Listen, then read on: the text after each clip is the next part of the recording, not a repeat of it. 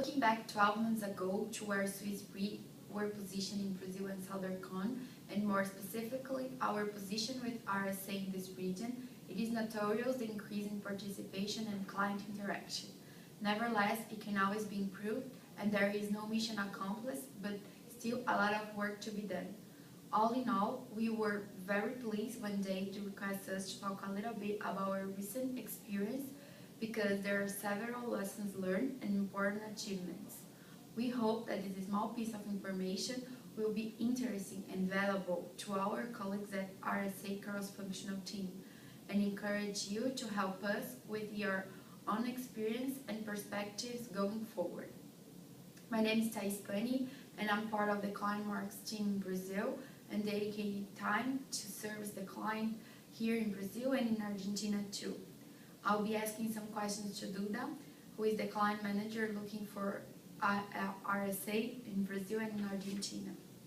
Duda, how would you describe the success case we had with RSA Renew in 31st December 2012?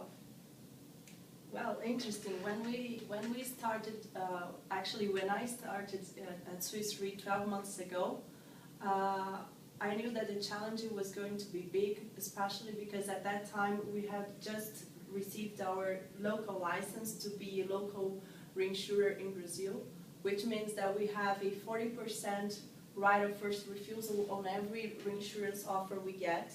So I knew that that would give us a competitive advantage compared to other markets.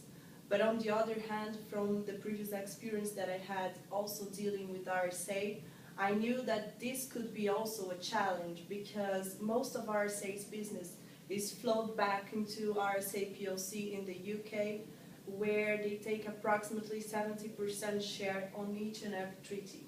So I knew that we had to to build a case where Swiss Re could have a valuable offer to put on the table and to be perceived by the client. So what we did was we used our market knowledge, meaning the knowledge we have from the Brazilian market, but also the knowledge we have of the client, not only local, but also as a group. And I used a lot the support from our colleagues in the UK, Nicole and David Chambers, to see how we could take important advantage out of that. So there were only 30% share left out of the 70% that RSA PLC in the UK takes. So our possibilities of participation were limited to 30%. We knew that for RSA, one of the most important things would be to participate across the board, meaning that we would have to give an integrated solution and support, of course, and also that they would value a lot those markets that support on the facultative basis too. Because in Brazil, a lot of the leading reinsurers are only playing on the treaty side, but not supporting on the fact side. And that was one of our biggest competitive advantages. In addition to that, we knew that the main competitor would be the IRB, because they do agree to do these triangulations. The triangulations is basically an operation where a local reinsurer is doing fronting to flow the business to RSA PLC in the UK. And we knew that Swiss Re does not allow us to do that. So basically we would have to differentiate ourselves through services and aggregated values. And I think that the crucial for that was market knowledge and client knowledge.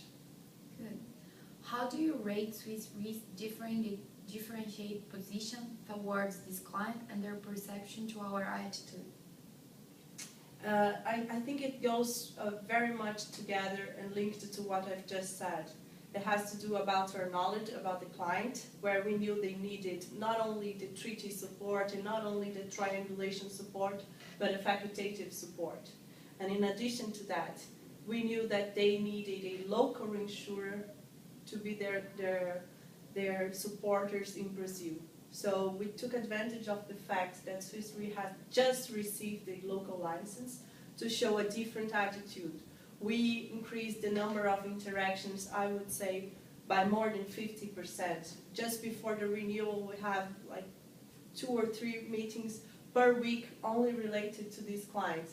It being internally with our colleagues on products, or with our colleagues on the cross-functional team, or with the broker involved on the placement, and even with the clients, to understand what were our really opportunities to be in. So I think that interaction was key, and the fact that we offered possibility to support them on a facultative basis. And obviously the agility and the rating that Swiss Re delivers to their clients. Where, if applicable, and how did Swiss Re core values present in this process?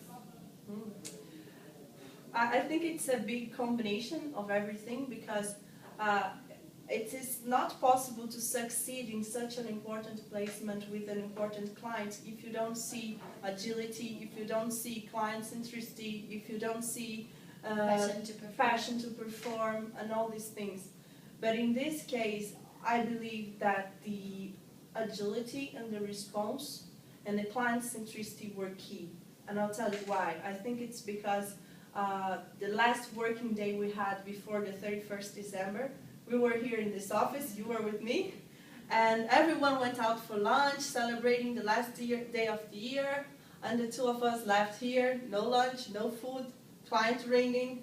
We need more, 10%, we need you to waive clause X, and we need you to include whatever coverage.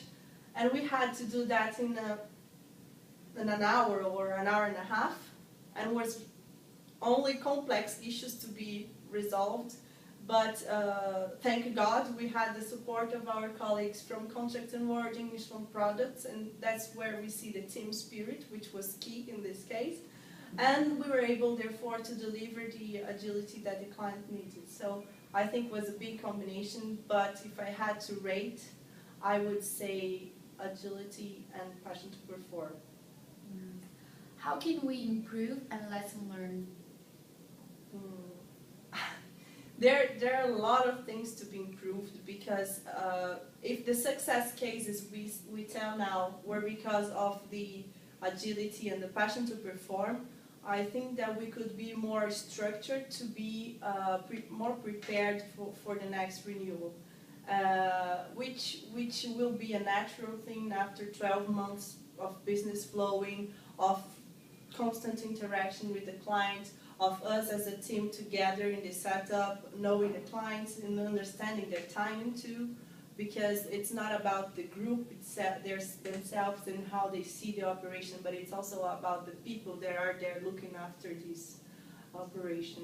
So one challenge is definitely to be more organized and to be more structured for the next renewal, so that we don't leave 3, 4, 5 items that need to be responded in 5 minutes in the last working day of the year, competing with all other renewals going on in the world.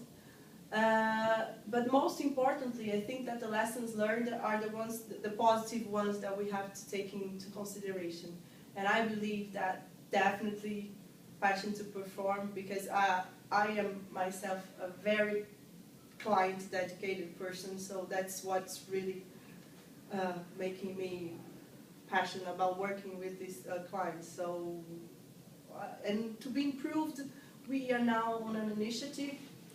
Actually, we had a meeting this morning to try to implement the Swift 3 for the clients, and that's a result of the fact needs. We're not able to respond everything, all the demands they have in time and on a successful basis. So we are presenting the Swift 3. And I hope that this is going to be the next success with them. And I think to finalize, Thais and I would like to welcome you guys on the cross-functional team to come to the World Cup and to visit RSA Brazil. We have just won the Federations Cup, so we're very happy, but the big ones are next year. So welcome to Brazil and hope to see you soon. Bye guys, thank you.